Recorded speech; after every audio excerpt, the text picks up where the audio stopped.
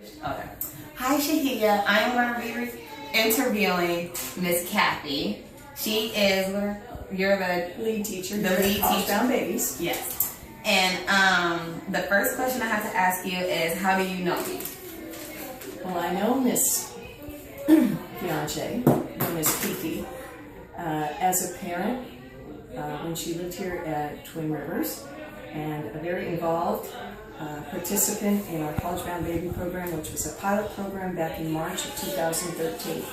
It requires parents to participate with their children in our 9 to 1, Monday through Thursday program called School Readiness. Okay. And then my second question is, how did you get started with this job? I started as a volunteer, as a retired educator with Roberts Family Development Center in their after-school program, and I work with the grades K through 2nd. And I found that most of my students in kindergarten were coming back with work they didn't understand, that they weren't prepared for, and in my communications with the teachers and then volunteering at Woodlake, I realized they weren't being prepared adequately. So I asked Mr. Roberts if I could pilot a kindergarten readiness program 2 summers in a row, and he told me he had 2 requirements. 1, that I produced results, and 2, that it was a quality program. And so we started with 9 the first summer, and I had 13 students the second summer, and the majority of my students were told when they entered school by their kindergarten teachers that they all needed to be in first grade because they knew what they were doing. And I advise the parents, never do that. They're just ready. They're where they should be.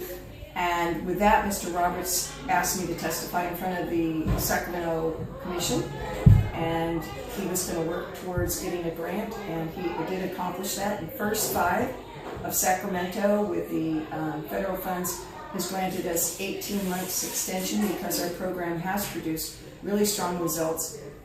And the vision for Mr. Roberts has been that not only parents are working and involved with their students, but we're lifting the community by showing that our kids are more likely to be college-bound if we work as a community to make sure that that happens. Okay, so it says, where do you see the CBB program in the next 5 years? In the next 5 years, I'm hoping that we have a larger facility that can accommodate children from ages, hopefully 1 to 5. If the California does, or the national government and then the state governments pass a mandatory 4-year-old preschool program, that'll be accommodated by the public schools, and that's great. What I'm hoping is if that does take place, then we can be a 1 to 4-year-old program here, getting our children school ready, our parents as active lifelong advocates for their children in the educational process, with the idea that college or technical schools, but bottom line, education is important to everyone. It's a value judgment. It's something that should be honored, characterized, lived, and modeled in the homes, in our community, and in schools. So I want the program to grow. Grow, grow, grow. Okay, it says, so this is one of those rhetorical questions or whatever, because I go to Umoja, which is an African-American community on the all-white campus at Sierra College. And I was wondering, what is it like to be, not saying like that, what is the word for it? A Caucasian, is that the word? Yeah, whatever. Caucasian working in an African-American community. Like, is it a difference for you, or how do you see that? Like, what made you want to work in African-American? First of all, I'm here as a volunteer because I volunteered all my life. I come from a really rough, impoverished background myself, and education was what carried me through. And early on, I realized that education is where I wanted to be. When I went into the private sector, my schools were diverse schools.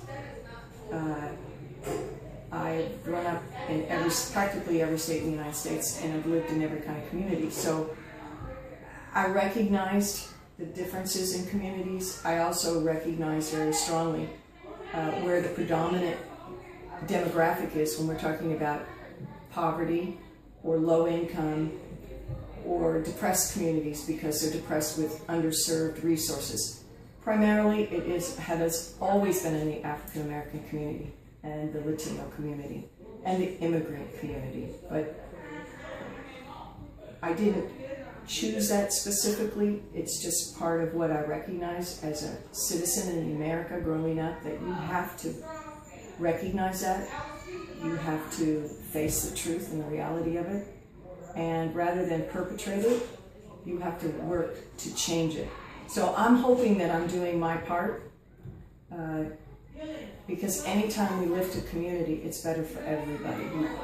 And I feel it's a responsibility on my part as a human being, no matter what color I am, but I'm hoping I represent a faction, hopefully a large section of the community of Caucasians who have been privileged, who are not part of the institutional racism that does exist that nobody wants to talk about. It's deep, it's powerful, it's holding all of us back, and I'm hoping that if I represent something that is attributing to the guilt and the shame that we should feel, but beyond that emotion, we should be doing something about it, that more people will take heed.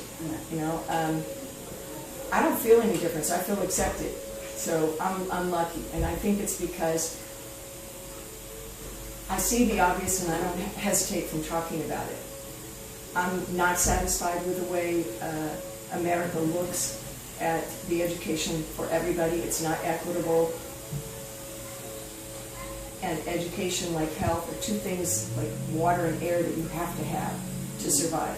So I'm just down there pushing up my sleeves in the ranks saying, this is what we need to do, and it must be done. I agree with that. That's a good answer. I like that answer. Mm-hmm. Okay, it says, what do you feel like is the most difficult aspects of your job? I would say, honestly, it's keeping track of all the people and getting across the one point of view, which I think we started with 9, we're 29 now.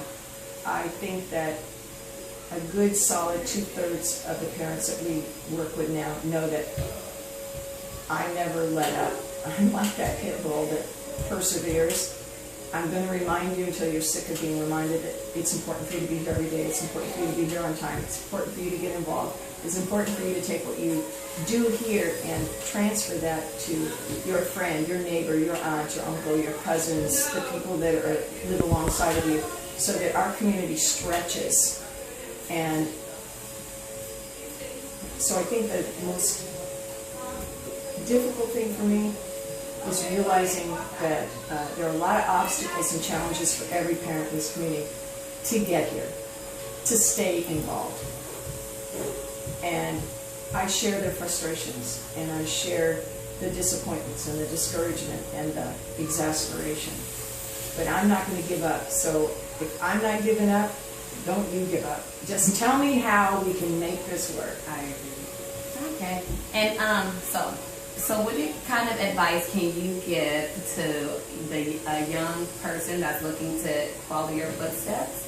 Like, what kind of advice can you give to either mothers, kids, teenagers, or people going through college? Just like in order to keep them encouraged and empowered.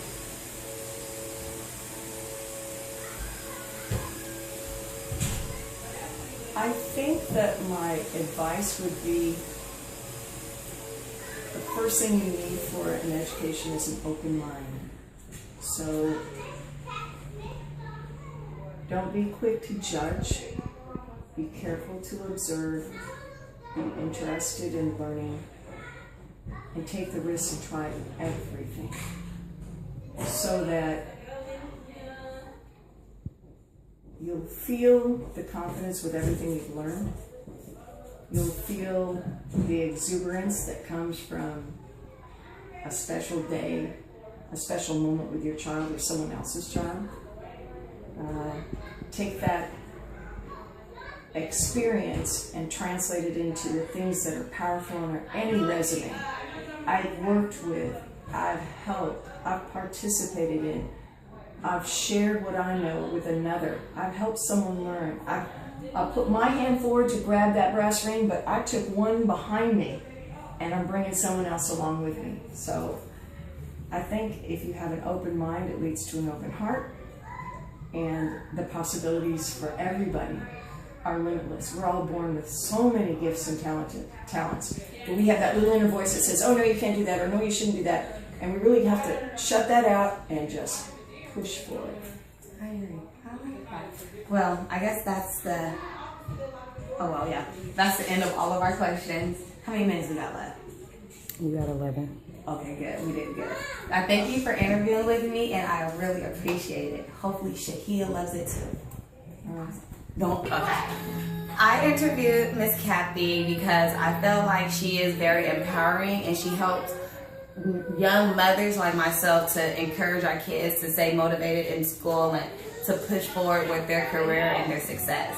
CBB helped me and my kids because it helped my daughter with her reading, and it showed my son all